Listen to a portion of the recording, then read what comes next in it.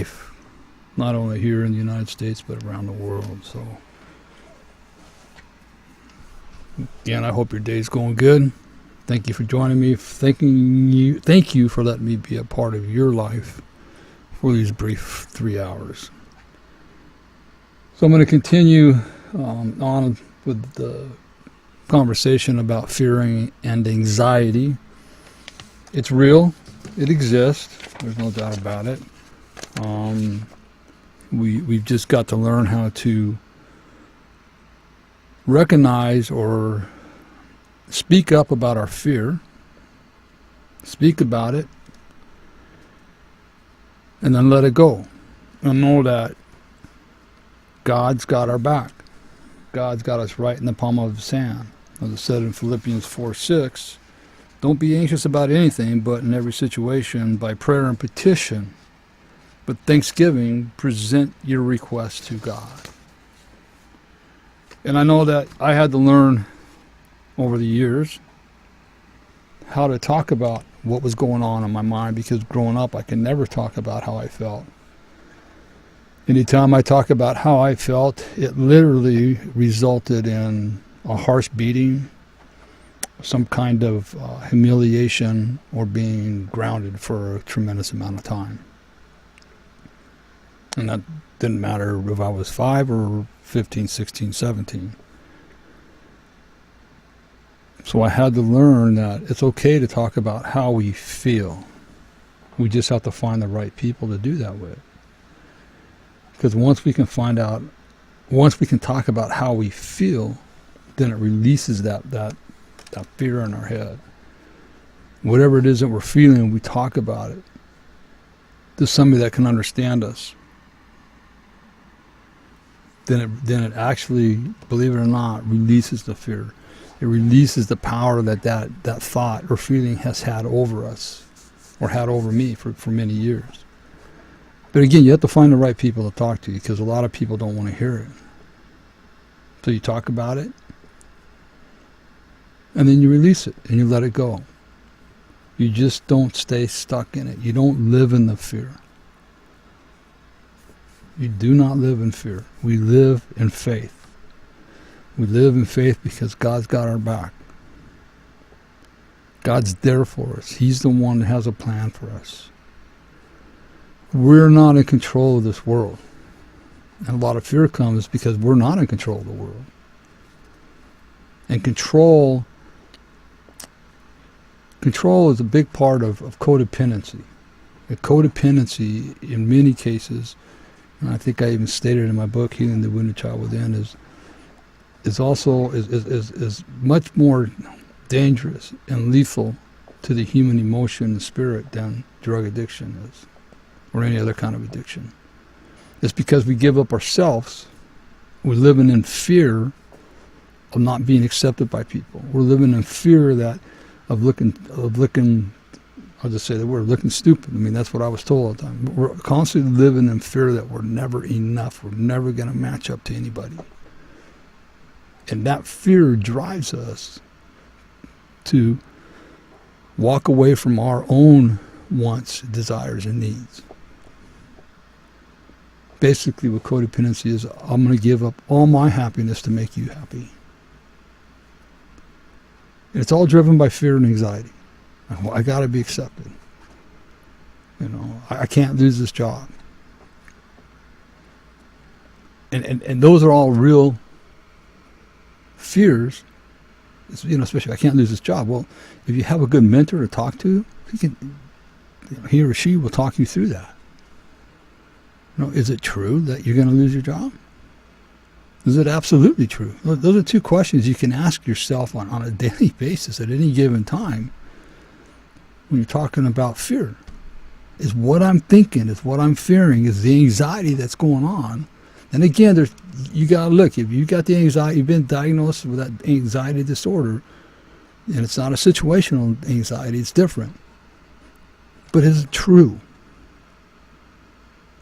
And we can hem-haw our way around the answer, yeah, it's true. But is it absolutely true?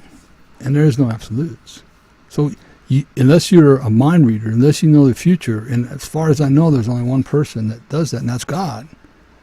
We don't know what's going to happen in the future. So we're sitting there. They say 90% of what we worry about never happens, and the other 10% you can do nothing about. This isn't an easy thing to overcome. It really isn't. You have to surround yourself with the right kind of people that are going to walk you through it. It's going to take time, period. Some of the fear may not be so deeply rooted, so maybe it won't take that much time. But there's a thing out there says, do it and do it scared. Do it and do it scared. What I do it scared. But the fear is removed as soon as I give it to God. So we talked a little bit about Paul and Joseph, what some of the fears that they likely encountered. And again, I said likely, okay, because it's not talked about really in the Bible. So it's just a likely fear that they went through. They're human beings above all else. So what kind of problems might we face as human beings today? And what the problems that we face, where's the fear coming from? All right? So are you fearful that you're going to let somebody down? That you're going to disappoint somebody? Well, the truth of the matter is, we're going to disappoint people. And it's not about you. It's not about me. It's about them. We can't make every person in this world happy. And again, if we think we can and we try to change our mind, remember, we're not God. So you're going to be disappointed by people. It's just the fact of the matter. Your finances, are you fearful that your finances may get worse? I think that a lot of people have gone through this, and look I had a very successful construction company, 80 employees, was liquid. It ran in the black all the time, and I lost it. Essentially what I did is made a smart business decision, and it was scary. It took me 3 months. It took 3 months to sit in my office with making phone calls to some of my mentors, and 3 months of crying almost every day, because it was a 20 years of building that business. It was my baby. And what am I going to do now? My wife and I had built a very successful business. She's very successful in what she does. But the finances went. I have my wife's income, which is very, very nice. I lost all of mine, and I'm okay. God doesn't want to see us suffer. That's a fact. I have everything I need. My wife has everything she needs, and then a little bit. So yeah, it's a real fear. It's a real fear to possibly lose those finances. But again, where's your faith? Is your faith with God? Say, okay, God, I'm going to let go of the steering wheel, and you're going to control it. Are you fearful because our health may suffer?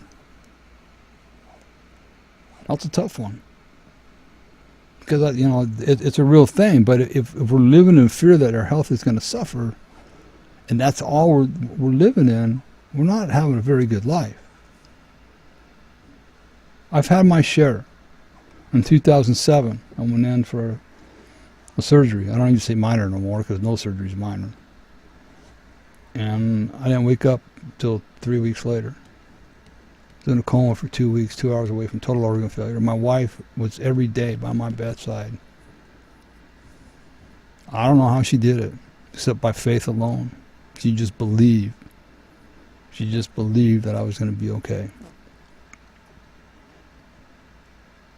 I've had 2 hip replacements and a knee replacement.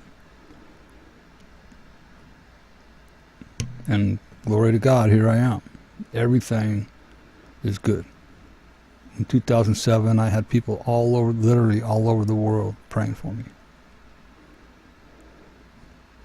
So God is good. God will get us through it. We just have to give all of our faith to God. We can't just give him a piece here and a piece there. And I'm talking to myself as I'm telling you all this, because I'm not perfect. Are you fearful that a close friend or spouse may reject you? Well, it's possible. But then again, if you're living in that fear that close friend or spouse is going to reject you, you're missing the beautiful presence of today. You're missing how today could be so much better, because you're worrying about the rejection of somebody or something. If it happens, it happens. It's not your fault. People can say, well, you shouldn't have done this or you shouldn't have done that. I have learned this. Don't take things personally. People carry around, they got their own baggage they're dealing with. So these are all the things are part of life. I can remember what my therapist told me. She goes, Randy, people are going to reject you. They're going to let you down. They're going to betray you. And they're going to lie to you. I just kind of stepped back. I'll be honest with you. I wanted to slap her. I'm not buying that. But that's the reality of the world. But she says, Randy, don't take it personal. And that is one of my mainstays in our counseling work, that don't take it personal. And people always ask, how do you not take it personal? And we have to do some deep diving, but it's not about you. I use a simple example of this. You're driving down the road. We all have done this. Nice sunny day. You can fantasize we're driving in a nice Bentley convertible just for the heck of telling a story. You're with your wife and everything's cool. Or you could even be in a Volkswagen convertible, right? Or one of those 1957 Porsche convertibles. There's a lot of different things. Whatever you want to say in your head. But anyways, you're driving down the road, you're having a good day. And some guy comes flying up on your rear end, flashing his lights, honking his horns, and making all sorts of ruckus. And you're kind of not, you got the radio up, so you're not really paying attention. And all of a sudden, he comes whipping around you, jumps in front of you, cuts you off, flips you the bird, slows down, does all sorts of weird stuff to you. And it's just like, man, what happened? What did I do? Well, I know I used to want to react and just go, oh, yeah, you want to play this game too? You can play this game. And I got a bigger truck than you got. But here's the reality. Think about this. What happened before he left the house in the morning? Did his wife get a bad doctor's report? Maybe she just found out they got cancer. Did their son get thrown in jail overnight? Or did a child of theirs just pass away? What happened to them before they left the house? It wasn't you. You just happened to be the first car that they come across. They were already mad.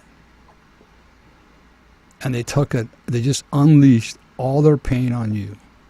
It happens all the time. It happens with abuse survivors. I did it all the time to my wife. I'd unleash my pain on her. I didn't want to, but I did.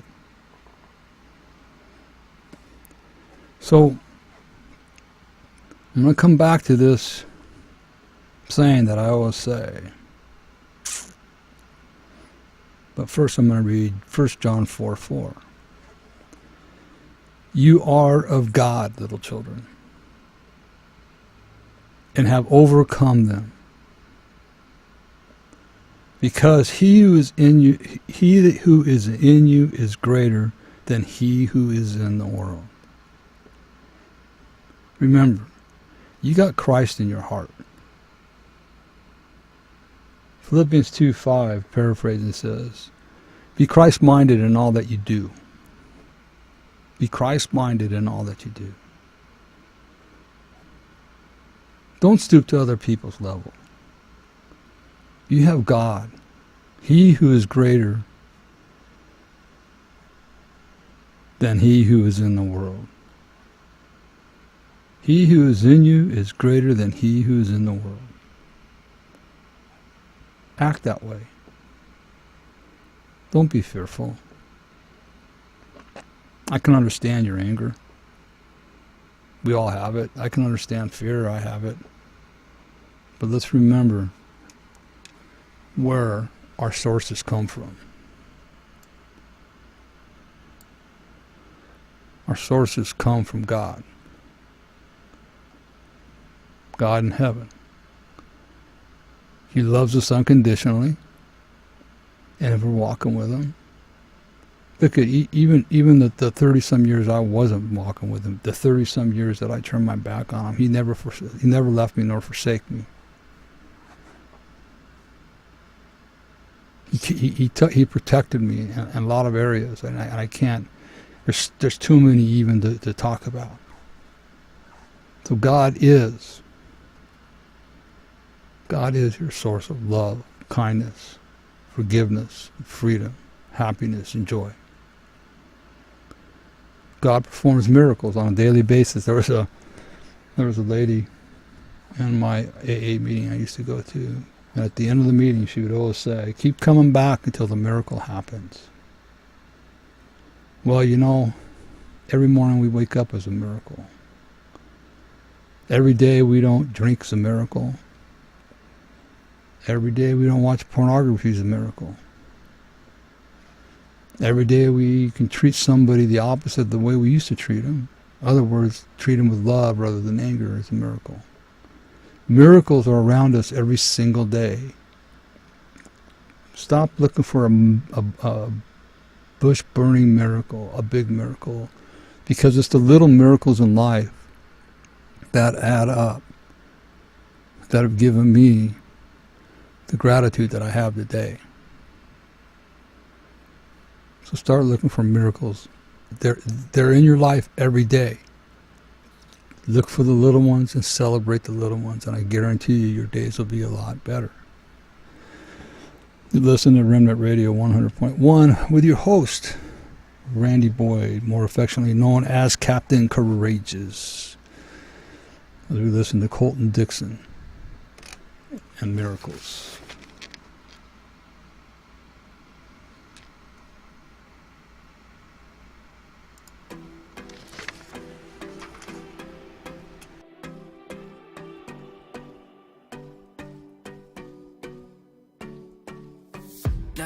On the highway, every day moving so fast, taking all the wrong ways out. Never saw you coming, stopping me in my tracks, keeping me from the long way down.